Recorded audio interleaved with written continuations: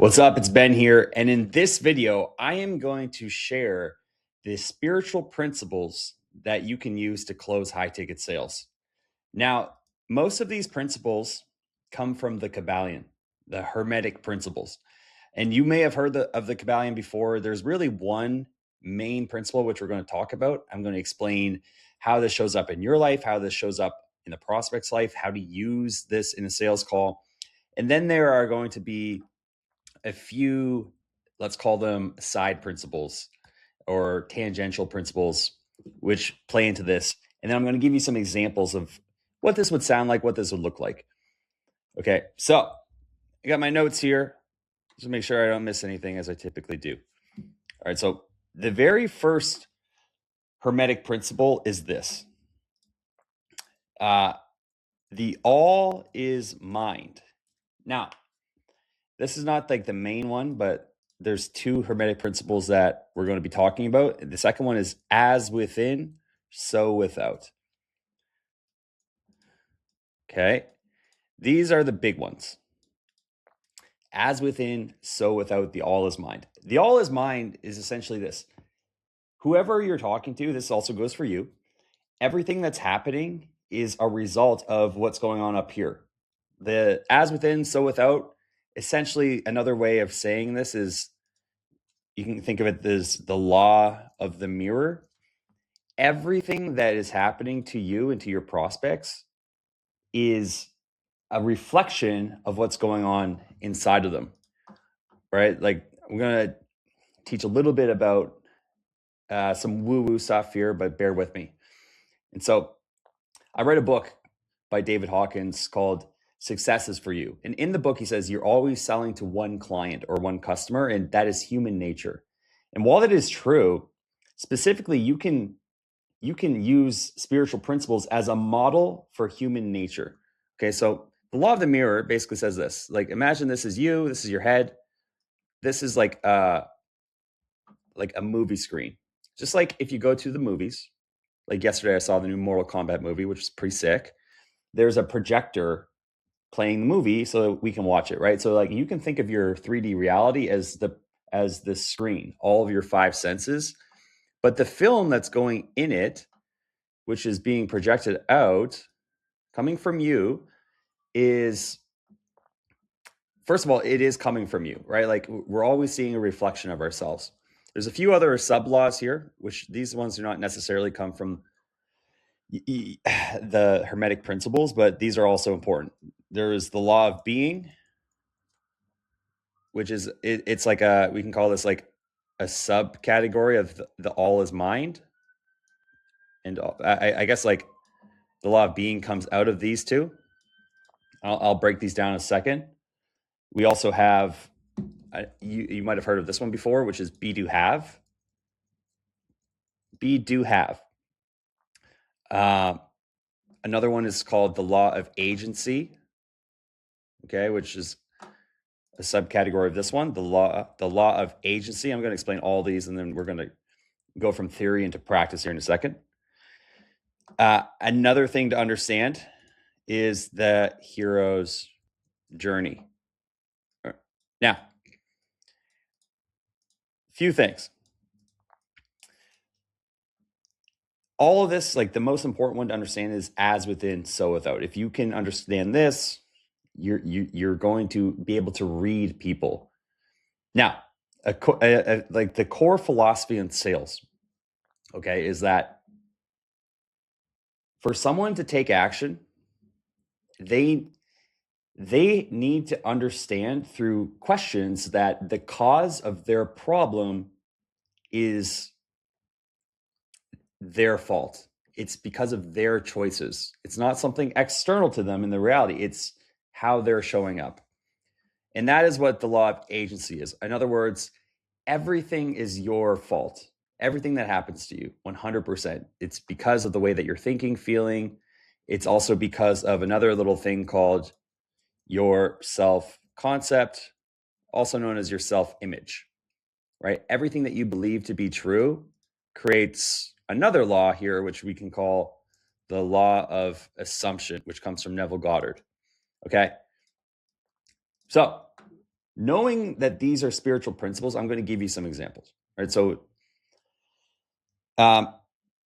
first things first, you jump on a call with a prospect, and they're telling you that, like a classic example from my mentor Josh is when he was selling dating.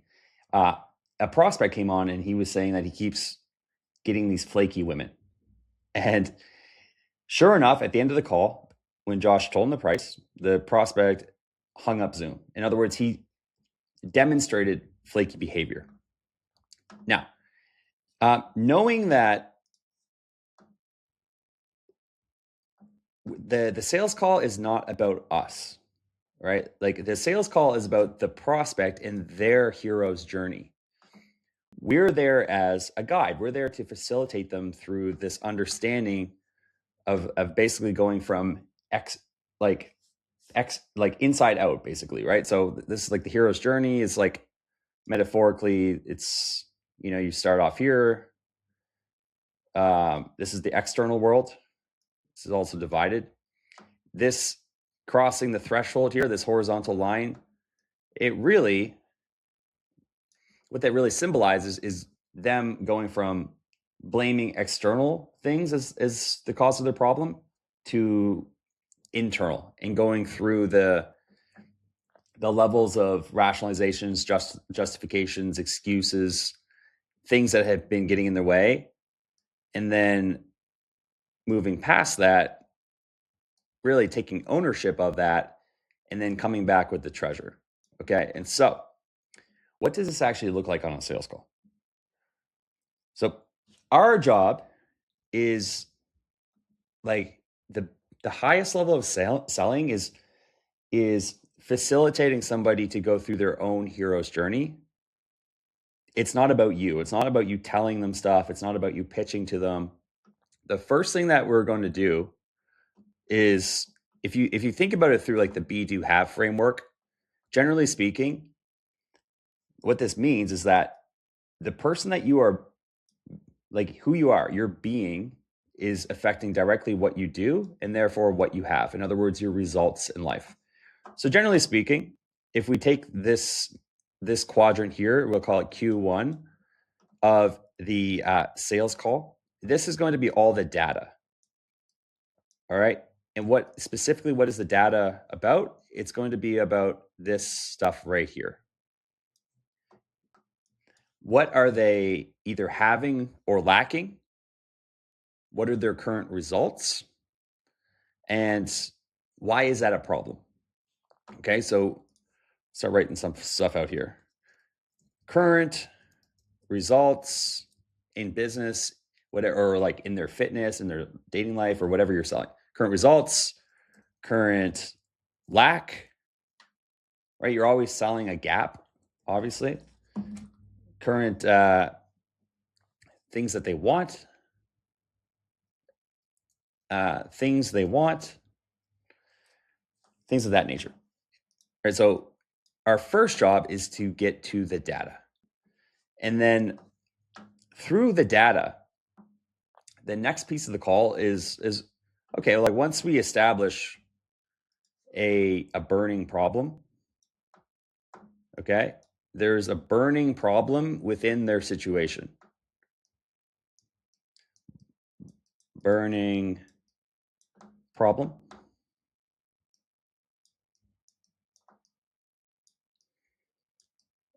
There's a million different examples of this. I mean, like the burning problem is basically why they need to change today. What's it costing them? You could also get into the cost here, the consequences,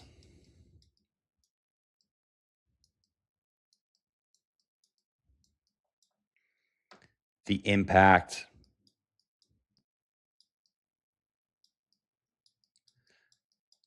of the problem. So once we have the burning problem, the next level of sales, which is going into Q2, is going to be identifying their patterns. Generally speaking,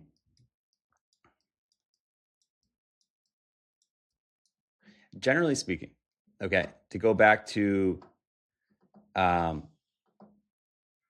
these spiritual laws, these spiritual premises. There are patterns of behavior which these people are showing up and doing. So, for example, I did a role play with a guy, and this guy's pattern was that he kept putting off solving the problem. He's got like a frog in water that's slowly getting hotter and hotter. It's like the frog, the frog is not jumping out, and then eventually the frog dies. Like, this is the guy's pattern. But like, you want to go to the deepest cause, the deepest thing, which is like, okay, what is the mindset which is causing this pattern? Okay, so this guy always, in this example, feels like somebody's going to come save him. Something's going to happen, So in other words, he's reactively hoping that things are just going to turn out fine, right? So there's like, we can call this like the ultimate, or not even the ultimate. We can just call this like the root cause problem. Now, generally, we have moved from the data to the patterns, which is, we're now in this category. Like, what are you doing? Right. So, for example, okay, your problem right now is generating leads with your business. Okay. What's going on right now in your business that means that you need to get more leads? Well, I have 8 clients I want to scale up. Okay. And okay, what do you, when you say you have 8 clients, like, what does that look like, your weekly workload? I'm working about 20 hours a week, and I'm working with 2 clients a week, working 20 hours. And then, I'm making like 8 grand. It's not enough money, but okay. So like, with your 20 so the average person works 40 hours. So considering, I guess that your problem is that lead generation is a thing right now. I guess first things first, are those 20, is that consistent that you have about 20 hours extra every single week? Or does that fluctuate? No, that's consistent. Okay. So that's 20 hours times 4. So that's 80 hours a month that you have available. And how long has lead generation been an issue for you, where you've roughly been working the same schedule? Oh yeah, that's been going on for about, yeah, let's call it, I want to use simple math. Let's call it, 5 months.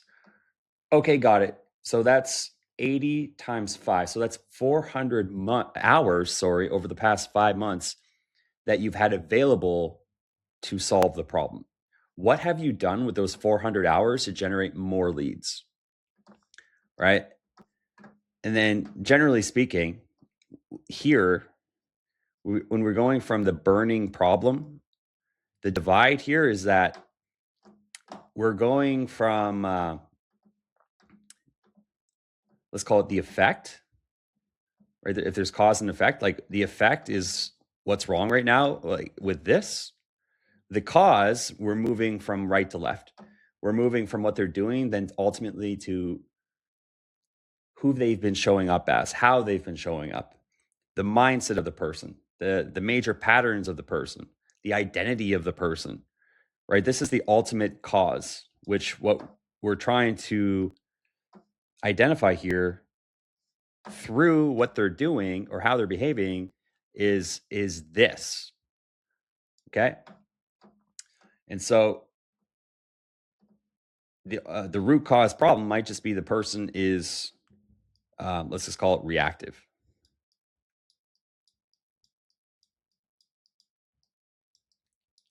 Hey, okay, so we found the problem. So it sounds like the main thing which is causing you to be in this much pain, losing this much money a month, struggling in this way, stressed out this way, not not being happy about this, blah blah blah, is that you've been showing up reactively for the past 400 hours, and you haven't been doing anything major to solve the problem. And the reason why is because you feel like somebody's going to come save you. Is that accurate? And they go, fuck, wow, yeah, I didn't see it like that. You're like, okay. And so at this point, once we've gone past the data and into the patterns, then all that's left to do is to talk to the human, like have a heart to heart, soulful conversation with them, get them to move through the, the crossing the chasm here of like, okay, we found the problem. Oh, the problem is you. It's an internal thing in your identity and the way that you're showing up in this B to have equation. You've been showing up as like, we can call it B1 up here where you want to be, which is this is the like the returning home with the treasure. This is the result that you want. You're going to have to become B2. See, once you become a different version of yourself, your being changes, your identity changes, your mindset changes, your mental model changes. That automatically changes what you do and therefore what you have. And so over here, really what we're talking about is like having a heart-to-heart conversation. We can just call it heart-to-heart or like a soulful conversation, talking to the person's soul, getting them to basically tying them down and committing them, not to getting a goal, but to no longer showing up with the root cause problem, not for another day, right? And essentially, once you've done that, the rest of the call is pretty much, all right, so what do you need in terms of accountability, community, training, guidance to get out of the situation? Oh, I need X, Y, and Z. Okay. And then what about us made you feel like you want to not be reactive anymore with our training and our accountability and our community? Oh, well, I really like that. Da da da da da. Got it. How much longer are you going to be reactive, staying in this situation right here? Not another day. Okay, cool. Then we could take them through the pitch. Now, you might want to watch this a few times, but there's a few major things here. Like, if we are able to show up as a perfect mirror where we're not interjecting our beliefs, our emotions, right? We are just there asking them like questions so that they can literally see their own reflection. They can see who they've been showing up as. We can take them through their hero's journey. We can show them how they've been violating this law right here. I mean, that's all it takes. And so the video that you are going to want to watch is my video on state, which I'll link at the end of this video, so that you are showing up as the mirror. And this is the biggest one. So basically the law of being is that everything starts with your being, right? And because there's another law here, which is like, there's no such thing as an objective world, right? Like everything is subjective, right? Like without you, the world doesn't exist. Although it does, like your world doesn't exist, right? And basically the law of assumption is saying that like everything that you are currently experiencing, you are creating that through your self-image, because the all is mind. It's your mind. There's no objective mind. It's your mind. The world is a mirror that you're projecting. The law of agency means that it's 100% in your control. In other words, this is called pan-determinism. It's 100% in your control. And all I have to do as a salesperson is get you to see that, right? Like this right here would be me holding up the mirror, so to speak. And I don't even have to hold it up. It's going to hold up itself through asking and guiding the conversation, right? So in the hero's journey, it's their hero's journey. We are simply the mentor. We are simply the person guiding them along the path, showing them, we're not telling them what to see, we're showing them where to look. And then they connect the dots. They see the cause and effect. They want to take action from themselves. See, this is leadership at the highest level. Leadership is not telling someone what to do. Leadership is getting them to want to do it. And if you understand through the spiritual lens of how to do that, you can work miracles. You can do amazing things. You can have conversations with people that they've never had before. And that's I mean, you can call it sales. I feel like sales is like a cheap word for this. But I mean, like, you can have incredible conversations with people that are interesting, that are, man, like, every single conversation is different because everybody's on a different hero's journey. Everybody has different patterns. Everybody's is like their their internal world is showing up in a different way. And everybody has at least one root cause problem in the area that they're looking to solve, which is holding them back.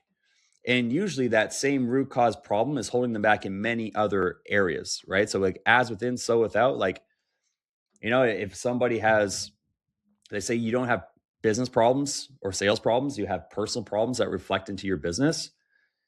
That is essentially what we're seeing here. So you can tell through people's words, through the way they describe their situation and their scenarios and all that, many things about them, right? Like, you can get insights. For example, if you're talking to somebody and they're selling to businesses, and they're like, I keep getting businesses that always want to shop around.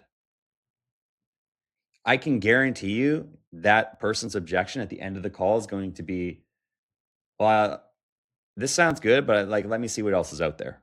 Right. And if you want to talk about, like, handling objections, all you have to do is remind them of that. So you would probably tie it down a bit. Okay, so when they want to shop around, what goes through your mind? Well, dude, I'm frustrated. Why? Well, man, because I know that I'm so good and, like, they should work with me. Okay. And so, like, like, if you were going to coach them through how to, like, why they shouldn't do that, like, what would you say? Oh, well, I would tell them this and that and this. Oh, interesting. Okay, cool. See, I know in the back of my mind that that's what they're going to say. And so all I have to do is remind them, say, dude, it sounds like you're giving me the same objection that you are getting. And just by saying that, they'll be like, oh, yeah, you're right.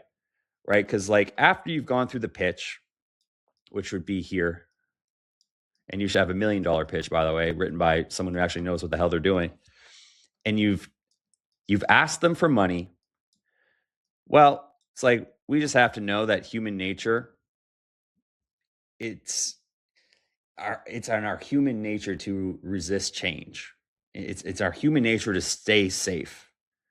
And you just kind of have to be aware of that and not let people down. And some of the easiest things to do is just, when you have a real conversation, which really none of this has that much to do with what you sell. Like, I kind of, like, I guess I skipped it here. It, like, what you sell, your program goes in here, like this tiny little bit here, which is like 5% of the call.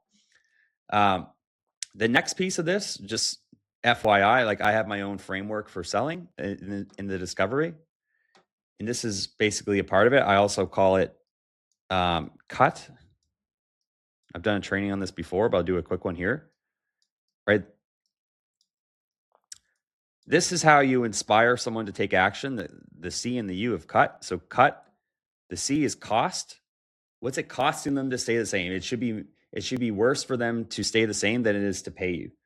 And U is urgency. Why do they need to change this today? Why are they no longer willing to go one more day? That's the burning problem. The T is tying them down to the new decision. And like, essentially, when we get someone into a state of, we can call it inspiration, when they know the cost and they have the urgency, what's going to happen, and the way that we approach sales through a leadership perspective, is that, imagine this is where they're at. They're over here at point one. They want to get to point two. There are going to be, we can draw these squares as obstacles, which are going to be in the way. We can call these objections, limiting beliefs. We can call them reasons for them not to take action today, reasons for them to delay, reasons for them to not want to do this. And so the ultimate thing to do here, okay, is to change someone's self-concept or their identity, right? So, which is going to happen here in Q3. right? So rather than you logically destroying each one of these objections, maybe they don't trust your vehicle, they don't know you, they always shop around, or they don't have money, they don't have time, they have a spouse. Rather than you handling these, all right, if you think of this in another way, it's like on their hero's journey. Let's say that's what's a good example?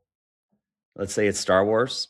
Luke Skywalker is, he meets Yoda here. Yoda teaches him the Force, tells him, "Hey, Luke, like Darth Vader is your father. You're going to have to defeat him, right? And you're not going to want to do that. But guess what? If you don't, he's going to kill you." Rather than handling these logically, we handle them by changing their identity, which happens down here in Q3. When we tie them down, essentially what we're tying them down to, again, what is it? We're tying them down to the opposite of the root cause problem. We're selling them the inverse of their mental model, or we're selling them the version of them which can defeat Darth Vader. We're turning them into a person who's capable of more so that they can handle their own objections. In other words, we're getting them out of resistance. If I really want to, I could probably have like an R in here, because like we're helping them shift their identity so that resistance doesn't matter anymore. But cut sounds cooler than Kurt. So anyway, not to go off on the deep end here. This is a formula, right? If you understand, if you internalize it, it's a way of thinking about sales where you can have completely authentic, scriptless conversations with people, and it makes it way more fun, way more interesting. You'll see patterns in here which are unique to every single person, like their fingerprint. But if you don't want to sell like this, obviously you can just keep reading the script, and that's completely up to you. But that's all I've got. Hopefully you've got some value out of this training. If you do, let me know in the comments, what were your takeaways? And then after this, go and watch the video I created about state so that you can show up as the mirror for this person. All right.